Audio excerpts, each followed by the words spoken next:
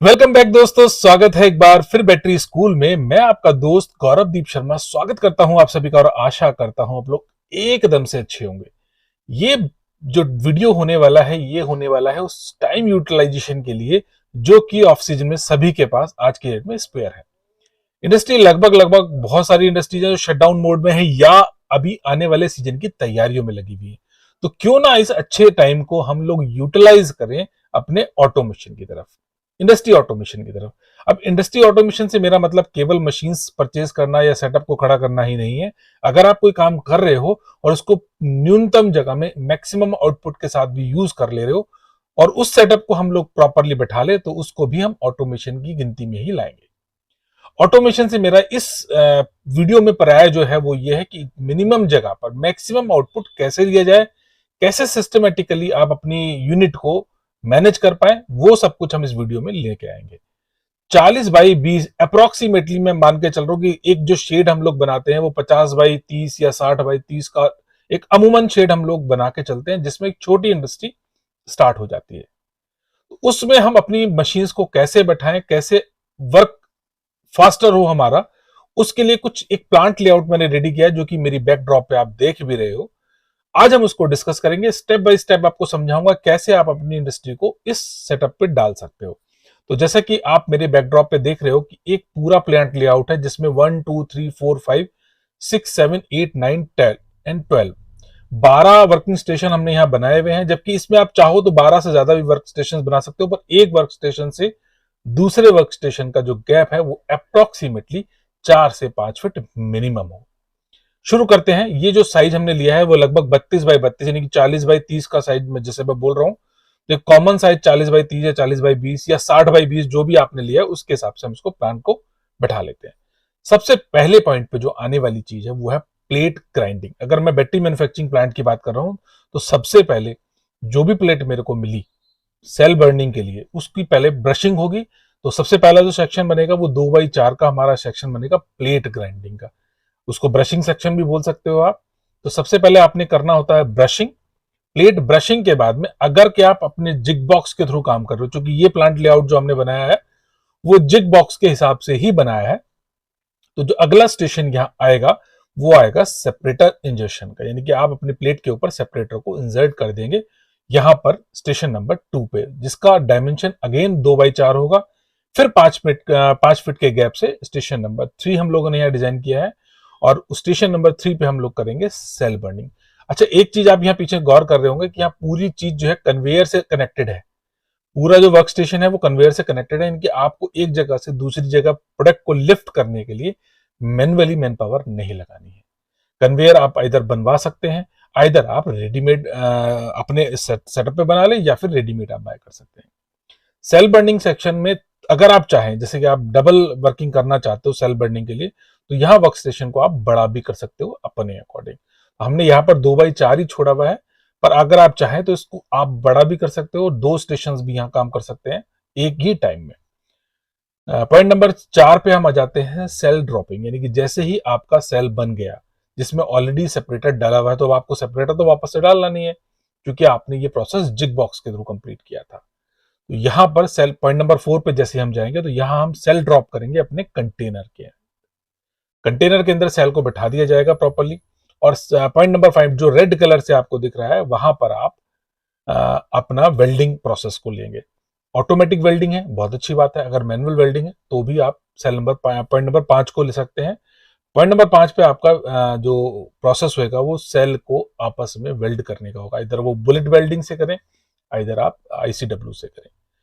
Cell number 5 से जैसे ही station number 5 से आप आगे बढ़ेंगे फिर वापस से 5 फीट का गैप देके स्टेशन नंबर 6 पे जब आप आएंगे तो यहाँ सेल पोलैरिटी टेस्ट, यानी कि आप सेल को टेस्ट करेंगे कहीं उल्टा सेल तो नहीं डल गया, यानी कि टेस्टिंग स्टेशन है जब बैटरी फाइनली टॉप शील्ड होने जा रही है तब। कई जगह पे मैं देखता हूं कि जो स्टेशन नंबर 6 है वो 4 और 5 के बीच में भी होता है, यानी कि 5 नंबर वर्क स्टेशन जो डाल दिया जाता है पोलैरिटी टेस्ट को डाल दिया जाता है और फिर बाद में 6 को ले लेते हैं। पर होना ये वेल्डिंग के बाद ही चाहिए, रीजन चूंकि वहां पर आप सेल की स्ट्रेंथ भी चेक कर पाते हो, जिससे कि वो सेल कहीं शॉर्ट तो नहीं हो रहा, सेल कहीं टाका लूज तो नहीं हुआ, वो सारे टेस्ट भी आप 6 नंबर पे कर पाते हो पोलैरिटी टेस्ट पे या कनेक्शन टेस्टिंग की जिसकी मैं बात कर रहा हूँ यहां पर। पॉइंट नंबर 7 पे आ जाते हैं। पॉइंट नंबर 7 जो हमारा वर्क स्टेशन है वो है टॉप शील्ड का। यहाँ टॉप शील्ड हम लोग करते हैं बैटरी को स्टेशन के साइड में, वापस से बोल रहा हूं, यहां हमने डायमेंशन 4-5 फीट के आसपास लिया है, 5 फीट का गैप लिया, जो कि एक सफिशिएंट गैप बन जाता है। पर अगर आपके पास स्पेस ज्यादा है या आपके पास काम ज्यादा है तो दोनों ही केसेस में आप इसको वेरी कर सकते हो। हमने एक लिमिटेड रिसोर्सेज, लिमिटेड स्पेस के हिसाब से इस प्लांट लेआउट को बनाया है। आप चाहे तो इसको घटा या बढ़ा भी सकते हैं। जैसे ही 7 नंबर पॉइंट पे यानी कि स्टेशन नंबर 7 पे आपका काम कंप्लीट हो जाता है, बैटरी टॉप शील्ड हो जाती है, आप आ जाते हैं टाइम स्टेशन नंबर 8 पे, टर्मिनल बिल्डिंग पे। यहां पर आप बैटरी के अंदर टर्मिनल लगाते हो, प्रॉपरली पोल आपका ब्रश होके उसके ऊपर कनेक्शन सेट कर देते हो। और यहां पर ही अगर आप चाहें तो इधर यहां पर आप डाल सकते हो या फिर इसके आगे या पीछे जहां पे भी एयर लीकेज टेस्टर भी आप एक लगा सकते हो, जो कि कई फैक्ट्रीज में, इवन जो जितने भी ऑटोमेशन प्लांट होते हैं, ऑटोमेटिक प्लांट होते हैं, वहां तो लगभग लगभग सभी में होता है। मैनुअल में कहीं बारी अगर हम प्रॉपरली सेट कर ले जा रहे हैं तो वो जरूरत नहीं भी है, और अगर अदरवाइज इसके लिए आप चाहो तो एक स्टेशन यहाँ पर डाल भी सकते हो। आ जाते हैं स्टेशन नंबर 9 पे। यहां पर आप अपनी जो बैटरी आपने बनाया है, प्रोडक्ट बनाया है, उस पर नंबरिंग अलॉट करते हो, यानी कि जो बारकोड या जो भी नंबर आप अलॉट करना चाहते हो वो स्टेशन नंबर 9 पे आप दे देते हो। अब यहाँ स्टेशन डिपेंड करते हैं किस किस प्रोसेस से आप जा रहे हो, उसको घटा या बढ़ा भी सकते हो। तो जैसे मैंने आपको कहा है कि एयर लीकेज टेस्टिंग भी आप लगा सकते हो, तो ये वर्क स्टेशन 9 बन जाएगा 10, 9 नंबर पे एयर लीकेज टेस्टर आ जाएगा। आ जाते हैं 10 नंबर पे, होल पंचिंग स्टेशन। अब चूंकि कंटेनर हमने बैटरी का, ये तो स्ट्रेंथ हमारा पूरा बैटरी बन के 9 नंबर तक या 10 नंबर तक आ जाता है। अब हमें कंटेनर जो बैटरी के अंदर डालना था उसके अंदर होल पंचिंग भी करना था, तो हमने यहाँ पर वर्क स्टेशन दे दिया 10, जो कि हमारी सेपरेट लेंथ है। यानी कि अगर आप देख पा रहे हो तो यहाँ हमारा पूरा वर्किंग हो रहा है 10 नंबर तक, और इधर वो 2-3 वर्क स्टेशन जो है वो हमने एक्स्ट्रा डाले हुए हैं, जो कि बीच के स्पेस को हम यहाँ यूटिलाइज कर पाए। तो 10 नंबर पे हमने क्या डाला हुआ है, होल पंचिंग सेक्शन डाला हुआ है, जहां पर कंटेनर मेरा होल पंच हो रहा है, और वहां से मैं डायरेक्टली अपने जहां सेल ड्रॉपिंग है सामने, वहां पे मैं ले जा पा रहा हूं। 11 नंबर पे कास्टिंग सेक्शन है, जहां पर मेरा एक कोठाली लगा हुआ है या जो फर्नेस लगा हुआ है, वहां पर मैं अपने कनेक्शन या पोल वो कास्ट कर पाता हूँ। जो जो भी कनेक्शन मेरे को चाहिए, इधर गुल्ली चाहिए, बिस्किट चाहिए, या बुलेट से कर रहा हूँ तो बुलेट चाहिए, रॉड्स चाहिए, जो भी मेरे को चाहिए वो मैं सारा का सारा यहाँ पे कास्ट कर लेता हूँ। वर्क स्टेशन नंबर 11 पे आ जाते हैं। वर्क स्टेशन नंबर 12 पे यहाँ पर मैं एसिड फिलिंग कर रहा हूँ। मेरे हिसाब से ये एसिड फिलिंग का सेक्शन अगर मैं 10 के बाद में लगा दूं तभी भी चलेगा। रीजन चूंकि यहां मैंने इस लेआउट को इसलिए बनाया है कि वर्क स्टेशन 12 पे जैसे 12 के बाद में हम जा रहे थे तो चार्जिंग सेक्शन एग्जैक्टली बराबर में था, इसलिए हमने इसको बनाया।